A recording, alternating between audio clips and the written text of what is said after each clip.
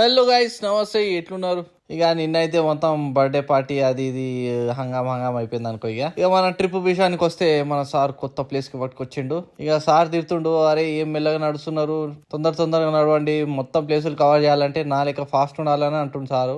ఇంతకు ముందు వీడియోలో మీకు చెప్పినా కదా 5 years పడుతుంది మొత్తం కట్టనీకి కింద మొత్తం అని చెప్పి. ఆల్రెడీ 2 సంవత్సరాల ముందు వచ్చినాము, అప్పుడే కన్స్ట్రక్షన్ లైట్ గా స్టార్ట్ అయింది. ఇప్పటికి గింతే ఉన్నది, ఇంకేం మారలేదు. సార్ ఇక కొత్త ప్లేస్ తీసుకొచ్చిండు. ఇవన్నీ కొత్త బిల్డింగ్లు, ఇక్కడ ఏవి పాతవి కాదు అని అంటుండు.